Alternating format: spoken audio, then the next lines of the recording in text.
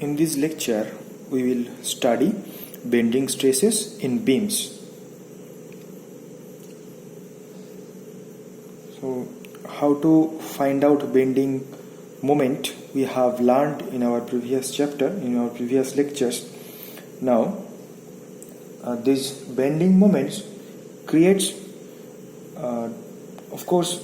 creates different type of stresses inside the beams. If you divide the beams in a layer wise, one layer over another, so in such case bending stresses will be on those layers. Okay, so in this in our syllabus we will discuss the pure bending or simple bending only. So first of all, we need to know what is pure bending or simple bending. So let us work with an example. There is a both side overhang bar rested on two supports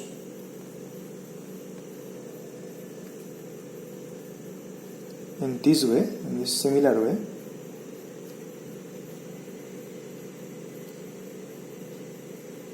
So in such case,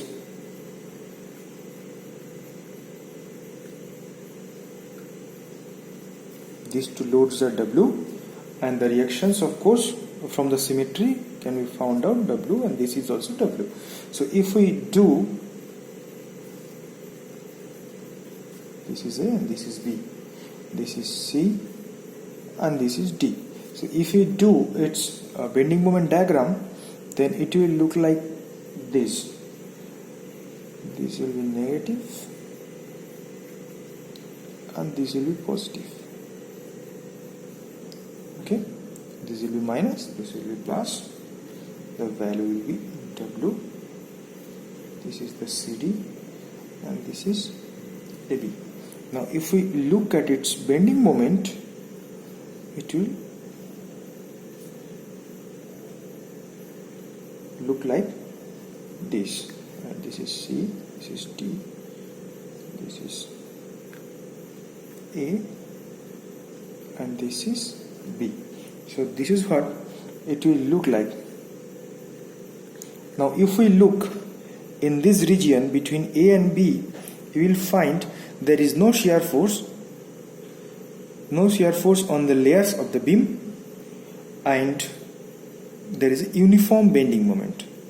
So because of this uniform bending moment, some stresses will be produced inside the beams, and that can be found out with help of some assumptions.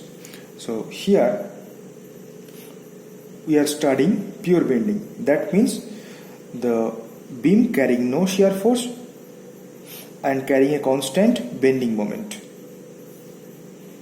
and the stresses set up because of the bending moment are known as bending stresses. Okay, so we will learn different conditions over here. Before we start, we need to know the assumptions.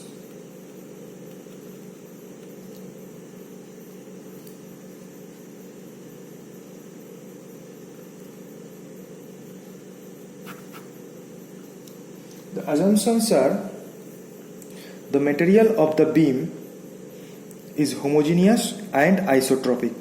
Homogeneous means it is same kind of material throughout, and isotropic means the elastic properties at different directions are equal. So the beam must be homogeneous and isotropic. Secondly, the value of Young's modulus of elasticity is the same in tension and compression. So the modulus of elasticity should be same in tension and compression. Number 3, the transverse sections which were plane before bending remain plane after bending. That we will discuss later on. The beam is initially straight and all longitudinal filaments bend into circular arcs with a common center of curvature. So the beam can be imagined as a layer of materials, and all those layers should have the same radius of curvature. Number 5, the radius of curvature is large compared to the dimension of the cross section. Number 6, each layer of the beam is free to expand or contract independently of the layer above or below it. Now we will go for the simple bending, the theory of simple bending. Okay, so let us have a portion of the beam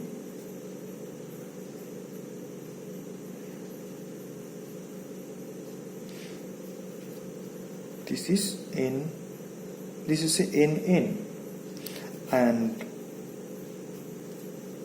bending moment will occur like this, and this length say delta x. So we are talking about a section, about a beam of length delta x only. This will be the axis of the beam. Okay, so let us have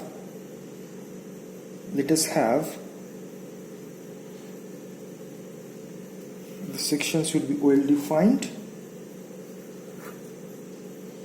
This point is A, this point is N, this point is B, this point is C, this point is also N, and this point is D. So this delta x is confined between the portions AB and CD. Now these AB and CD are planed before bending. When they bend because of the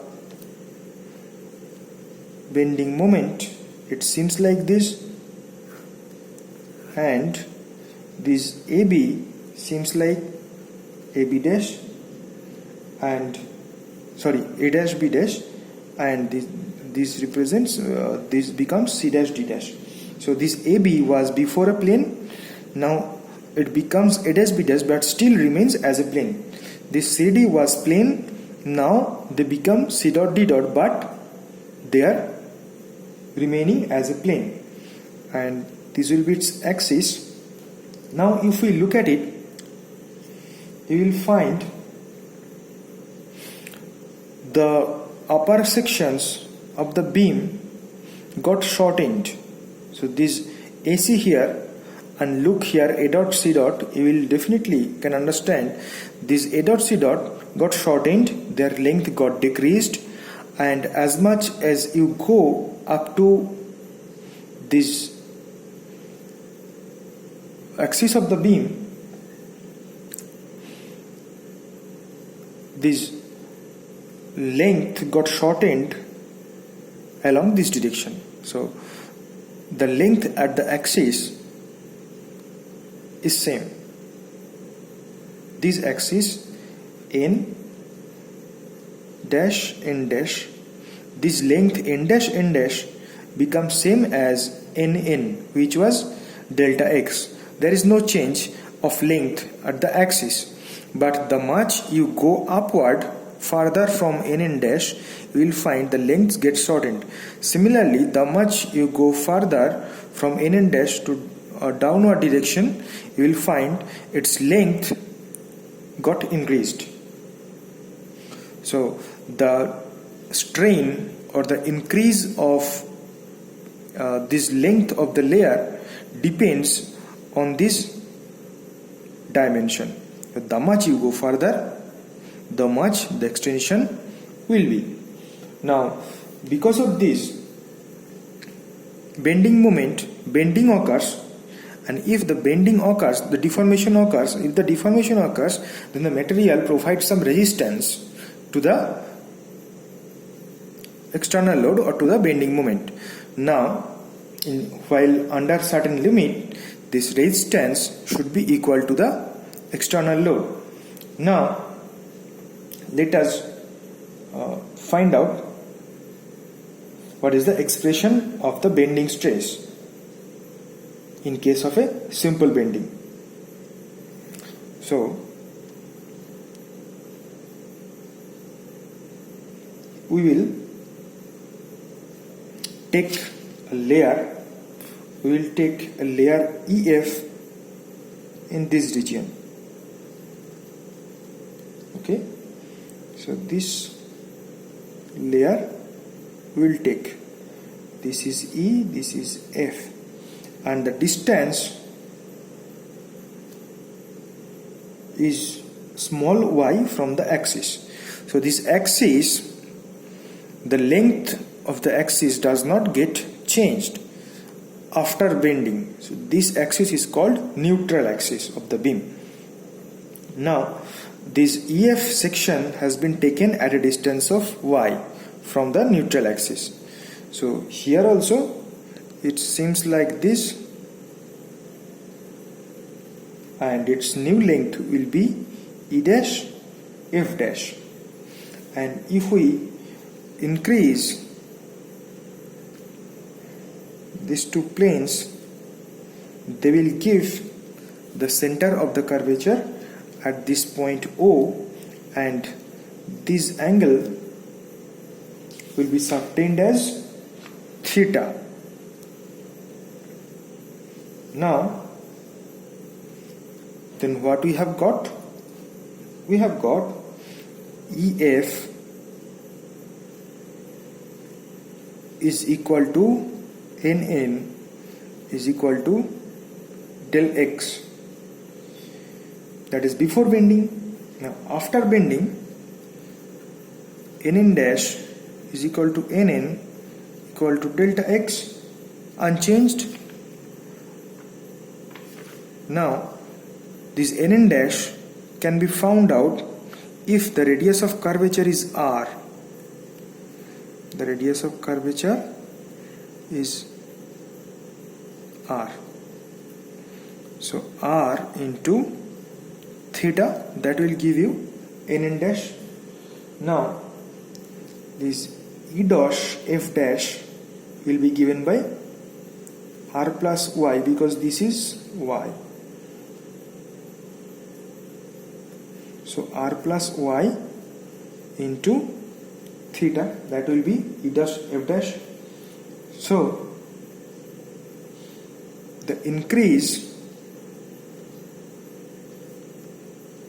in length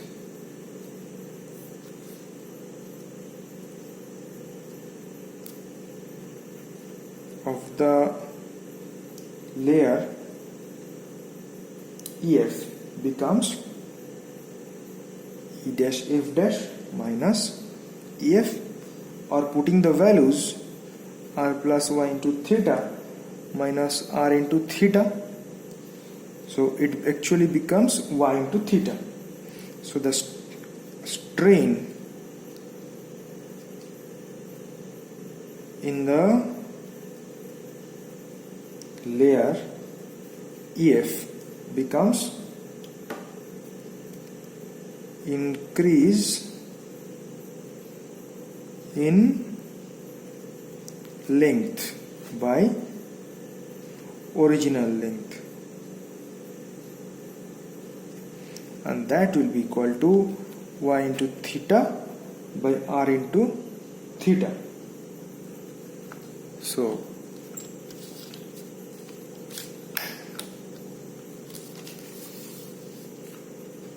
that means equal to Y by R. Now if the stress in that EF is sigma, stress in the layer EF is equal to E into strain, then strain equal to stress in the layer EF by E of the material is equal to Y by R. So from here we can write sigma by E is equal to Y by R, or from here we can write sigma by Y is equal to E by R. So that means if E by R becomes constant, sigma by Y is also constant. So as the Y changes, the sigma changes. So if the Y get increased, the sigma will increase, and at maximum Y, that means at this B dash T dash layer the sigma becomes maximum. So the farthest layer from the axis of beam, from the neutral axis of beam, the stress, bending stress will be maximum, and this will happen for both either tensile or compressive form. Okay, now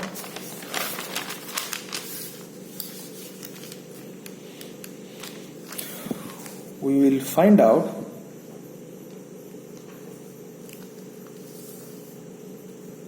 the location of the neutral axis. Where is the location of the neutral axis? We will take a cross section of a beam, and this neutral layer is this one, which is called neutral axis. So neutral layer crosses with the transverse section, then we will see a line, and that line will be called neutral axis. Now a small area is taken of thickness dy at a distance of y from the neutral layer. Okay, then we have just found out that sigma is equal to E by R into y.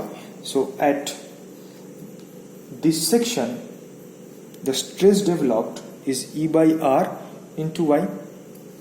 Now if this is the stress, then the force on the layer is stress into area.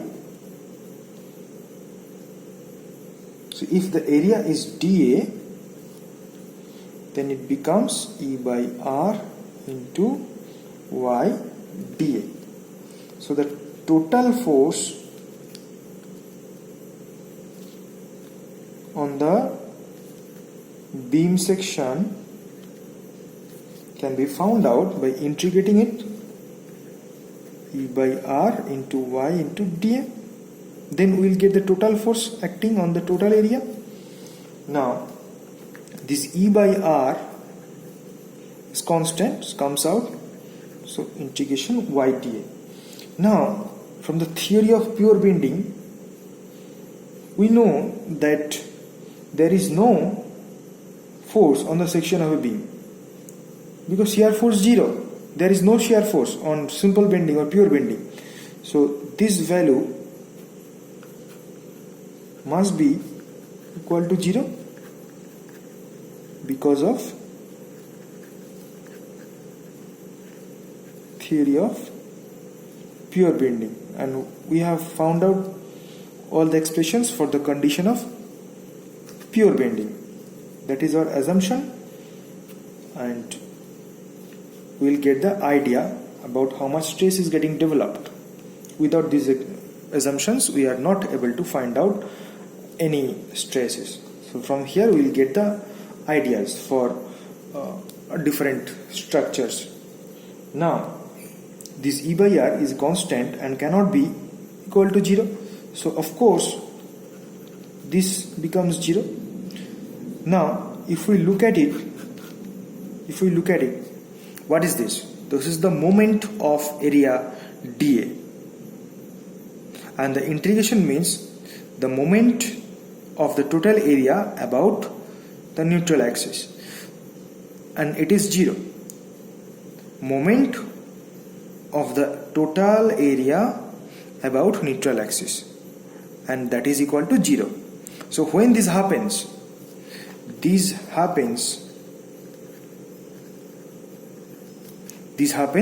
when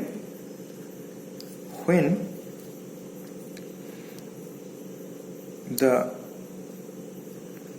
moment of the total area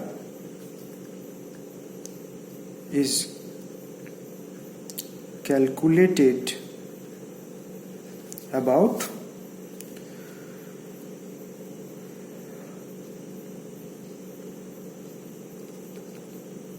centroidal axis.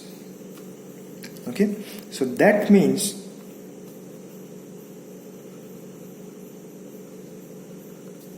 the neutral axis coincides with centroidal axis.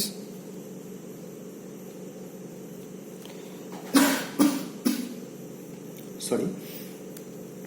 Now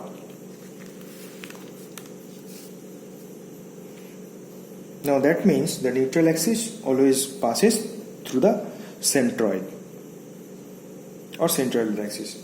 Now, as we know, this material provides resistance to the bending moment, and we have known that the force on layer is how much? E by R into Y into dA. Suppose this layer, so force on layer E by R into Y into dA, that we have found out. So the moment of this force about neutral axis is equal to the force on the layer into Y. So that means E by R into Y into dA into Y. That means E by R into Y square into dA. Okay, now this is all we are calculating for this small area dA. If we want the total moment of force on the section of a beam, or this will be called as moment of resistance. What will be that? Integration of this, so E by R into Y square into dA. So M will be equal to E by R integration Y square dA. Now if we look very carefully, then this integration Y square dA is a known quantity, and this is the second moment of the area dA. Second moment of the area dA about the centroidal axis. So this will be actually moment of inertia I, second moment, so that is I. So we can write M is equal to E by R into I. So from here we can write M by I is equal to E by R is equal to sigma by Y. And this proof is very important, and this equation, this expression will be used for most of the problems in this chapter, and we have to practice more and more problems. So today this is it. Please study hard.